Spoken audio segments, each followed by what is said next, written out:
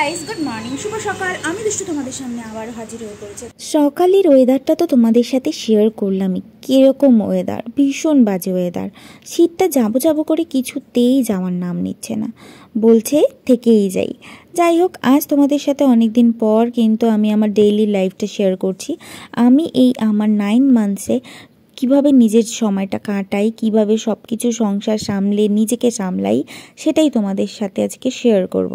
আমি কিন্তু আমার 9 মান্থস পর্যন্ত মানে এখন তোমরা অনেক দিন পরেই ভিডিওটা পাচ্ছ হয়তো দেখতে।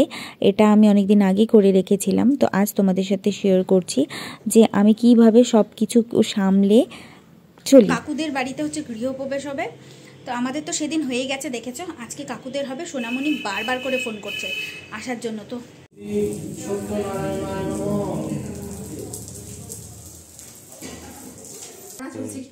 গান করো, গান কর। কি গান করবো? Happy anniversary.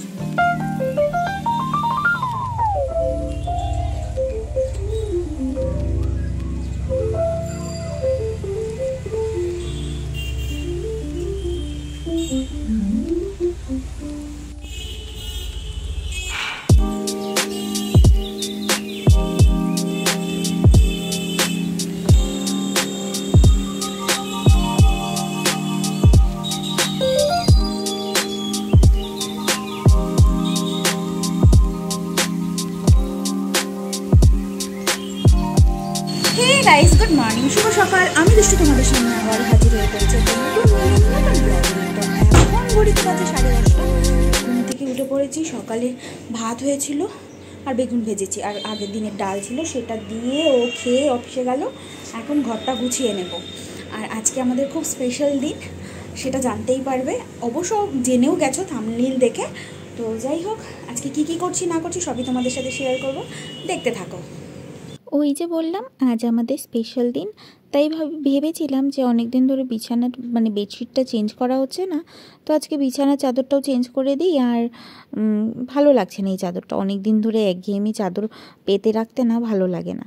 তো স্পেশাল দিন একটু স্পেশাল করার ইচ্ছে ছিল, কিন্তু শরীরটাও দিচ্ছিল না, আর একটু তাড়াও ছিল। এক জায়গায় যেতে হবে, তোমরা হয়তো থাম্বনেইল দেখে বুঝেই গেছো কোথায় যাব আর কি স্পেশাল দিন। তো হ্যাঁ, স্পেশাল দিনটা তেমন কিছুই স্পেশাল হয়নি, জাস্ট একটু ছোটো করেই নিজেরা পালন করেছি। তো দেখো এখানে এই চাদরটা না অনেক দিন, এই আমার বিয়ে যতদিন হয়েছে এই বেডশিটটা কিন্তু ঠিক ততদিনের 3 বছর হতে চললো, কিন্তু কালার এক ফোঁটা ওঠেনি। পিঙ্ক কালারই আছে, শুধু কয়েক জায়গায় একটু লাইট মানে ঘষাঘষির জন্য, মানে হাত দিয়ে কাচার সময় সাবান দিয়ে ভালো করে ঘষার জন্য হালকা কয়েক জায়গায় একটু রঙটা ফেড হয়েছে, তাছাড়া কিচ্ছু হয়নি। চাদরটা ছেড়েও নি, কিচ্ছু হয়নি। জানো তো, বোম্বে টাইংয়ের এই চাদরগুলো কিন্তু ভীষণ ভালো। যারা ইউজ করো তারা তো জানোই বোম্বে টাইংয়ের এই চাদরগুলো ভীষণ টেকসই হয়। আমি বেশিরভাগ প্রেফার করি এই বোম্বে টাইংয়ের চাদরগুলোই ইউজ করার। তো আমার তো এখন মানে বিয়ের বছর থেকে 3 বছর হতে চললো, এখনও পর্যন্ত আমি কিন্তু কোনো চাদর বেডশিট কিনিনি, কারণ বেশিরভাগ অনেকগুলোই গিফট পেয়েছিলাম। আর এরবার তো সাধেও অনেকগুলো বেডশিট গিফট পেয়েছি, তার মধ্যে থেকে মাকে দিয়েছি, মাকে দিয়েছিলাম একটা। আর বিয়ের সময় তো সবাইকেই একটা একটা করে দিয়েছিলাম, বৌদি, মামি, সবাইকেই দিয়েছিলাম, ননদিনী, ননাস, পিসি শাশুড়ি, সবাইকে একটা করে দিয়েছিলাম। তাও এখনও প্রচুর, একটা ব্যাগ জুড়ে, যেদিন আমি তোমাদের সাথে হয়তো শেয়ার করেছি কিনা জানি না, প্যাকিং করছিলাম সেই দিন কিন্তু এক ব্যাগ জুড়ে শুধু বেডশিটই হয়েছিল। জানো তো, এখনও প্রচুর বেডশিট জমে রয়েছে। তো বেডশিট কেনার আর নাম তো আমি নিচ্ছি না, আগামী কয়েক বছর তো দেখো কি সুন্দর করে আমি বিছানাটা গুছিয়ে নিয়েছি। বিছানা যদি এরকম টান টান না থাকে না, একদম ভালো লাগে না। আর আজকে কিন্তু সকাল সকাল সব কাজ মোটামুটি আমার কমপ্লিট হয়ে গেছে। ঘরের অবস্থাটা দেখো, বরমশাই তো খেয়ে দিয়ে চলে গেছে অফিসে। আমি ভাবলাম এগুলো একটু গুছিয়ে নিই, বিছানাটা চেঞ্জ করেই নিয়েছি। আর এই নাইটিটা কালকে একটু ভেজা ভেজা ছিল, ওই যে বলেছিলাম এক ব্যাগ জুড়ে কিন্তু শুধু বেডশিট হয়েছে। ওই যে লাল ব্যাগটা দেখতে পাচ্ছ, ওই লাল ব্যাগ জুড়ে শুধু বেডশিট আর অন্য কিছু না। জানো তো, মানে আমার গত কয়েক বছর, 2-3 বছর, মানে 3 বছর তো চলে গেল, আরও 3-4 বছর তো আমার কোনো বেডশিট কিনতেই হবে না। আমি সাধে, মার বাড়ির সাধে বলো আর শ্বশুরবাড়ির সাধেই বলো, অনেকগুলো বেডশিট পেয়েছিলাম। এগুলো এই ব্যাগের মধ্যে আছে। আর ওখানে যে গিফট বক্সটা দেখছো, সেটা হচ্ছে আমার এক ননদিনীর হচ্ছে স্বাদ, তারও স্বাদ। সেটার জন্য শাশুড়ি মা, আমি যেহেতু যেতে পারবো না, কারণ নাকি একজনের স্বাদ হলে আরেকজনের সাথে যাওয়া যায় না, তার জন্য আমি তো যেতে পারবো না। তো তার জন্য আমি তোমাদের সাথে সেই ব্লগটাও শেয়ার করতে পারছি না। তো আমার শাশুড়ি মা আর ও যাবে ওইখানে, তাই গিফট রেডি করে রেখে দিয়ে গেছে, ও এসেই চলে যাবে। তো যাই হোক, দেখতে পেলে সকালবেলা ঘুম থেকে উঠে কিন্তু অনেক কাজবাজ থাকে। আর হ্যাঁ, আমি কিন্তু খুব অ্যাক্টিভভাবেই থাকার চেষ্টা করি, একটুও বসে থাকি না সব সময়।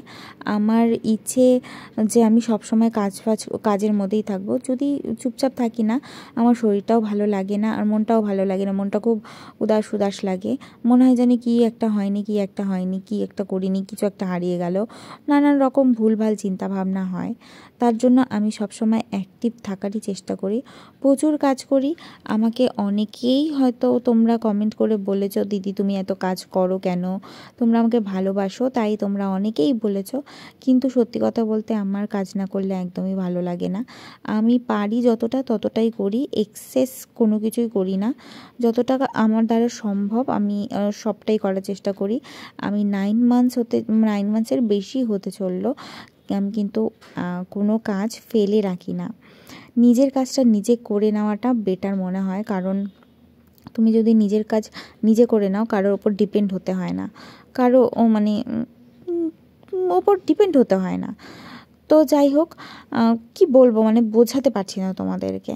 যদিও বা আমার শাশুড়ি মা আমাকে অনেকটাই হেল্প করে হচ্ছে কাটা বাটার দিক দিয়ে, কারণ আমি তো এই সময় বসে কাটাটা আমার দ্বারা সম্ভব হয় না সবজি। তো মা কাটা আর বাটাটাও মা করে দেয়। আমি রান্না থেকে আরম্ভ করে এগুলো, ঘর মোছা, কাপড়, মানে এখনও পর্যন্ত কিন্তু কাপড়টাও আমি নিজের কাপড় নিজেই কাচার চেষ্টা করি। আর হ্যাঁ, বেডশিট মোটামুটি যেগুলো জিনিস হয় সেগুলোও শাশুড়ি মা কেচে দেয়। আর বরমশাইও বলে কেচে দেবো, কিন্তু ওর তো সময় থাকে না। আর সারা সপ্তাহ এতটাই ও পরিশ্রম করে সে, আর সানডে করে আমার ইচ্ছে হয় না যে ওকে বলি যে তুমি আমাকে জন্য এটা করে দাও, কারণ ওরা তো বসে থাকে না, ওরা ওদের কাজ করতেই বাইরে যায়। আর আমরা আমাদের গৃহিণীরা আমরা ঘরের কাজ করি। যাই হোক, তো দেখো আমার এদিকে বকবক করতে করতে কিন্তু স্নান কমপ্লিট হয়ে গেছে। স্নান করে এসে মুখে একটা ডে ক্রিম লাগিয়ে নিলাম, তারপরে কিন্তু সানস্ক্রিন লাগিয়ে নিলাম। নিজের যত্নটাও যেমন নিই, তেমন আশেপাশের মানুষেরও যত্ন নেওয়ার চেষ্টা করি, ঘর বাড়িরও যত্ন নেওয়ার চেষ্টা করি। কি বলবো, তাই আমাকে সবাই বলে আমার নাকি ভীষণ এনার্জি। আর তোমরাও আমাকে অনেকে বলো যে দিদি তুমি এখন রেস্ট নাও, কিন্তু কি বলবো, আমি যদি চুপ করে বসে থাকি, তোমাদের ওই যে বললাম, আমার মন ভীষণ খারাপ লাগে। আর আমাকে আমার ডক্টর সাজেস্ট করেছে তুমি যেটা ভালো পাও, তুমি যেই কাজগুলো করতে ভালোবাসো সেই কাজগুলো করবে। তো আমি কিন্তু এখনও পর্যন্ত পড়াতেও যাই, জানো তো। আর পড়তে আসেও, আমি যারা আসে তারা তো আসেই বাড়িতে, আর একজন আছে তাকে আমি পড়াতেও যাই। এই নিয়ে আমার হাজবেন্ড, আমার শাশুড়ি মার সাথে আমার মতভেদ, তারা আমাকে বাইরে বেরোতে দেবে না, কিন্তু আমার তো ভালো লাগে না বাড়িতে বসে থাকতে। তো আমি যাই, একটু ওদের সাথে কথাবার্তা বলি, গল্প করি, ভালো লাগে, মনটাও ভালো লাগে, ফ্রেশ লাগে, জানো তো। তো চলো, বক করতে করতে কিন্তু আমার এখানে চুল বাঁধা কমপ্লিট হয়ে গেল। এখন আমি চলে যাব রেডি হতে, কারণ এক জায়গায় যাব, সেটা তোমাদের সাথে তো শেয়ার করেছি। আজ হচ্ছে কাকা শ্বশুরদের বাড়িতে গৃহপ্রবেশ, তো সেখানেই যাব। স্নান ধান করে রেডি হয়ে গেছি, এখন যাচ্ছি হচ্ছে ওই বাড়ি। আর আজকে হচ্ছে ওই কাকুদের বাড়িতে হচ্ছে গৃহপ্রবেশ হবে।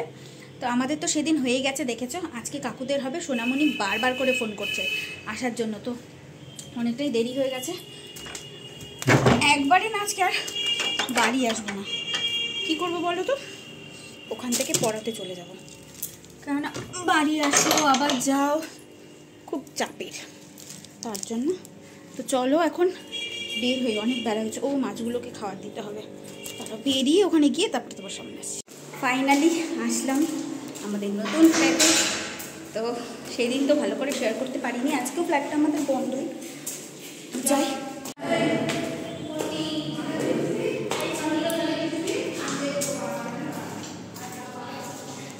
ফাইনালি ননদিনী। ও উপরেই রাখি, ধুলা তো।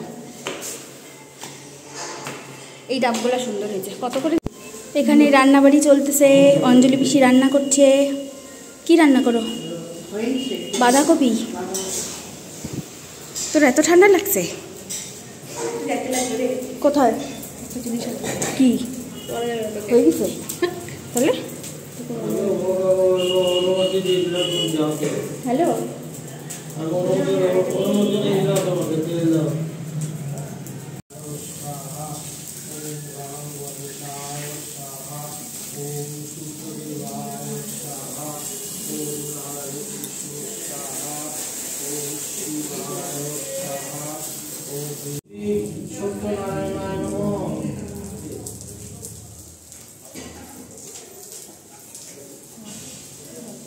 বিশ্বরূপায় শঙ্খচক্র ধারায় পদ্মনাভায় দেবায় ঋষিপতি নমো নমো নমনন্ত স্বরূপায় ত্রিগুণাত্ম বিভাসিনী এশ্বরী নমো শ্রী শ্রী সত্যনারায়ণায় নমঃ।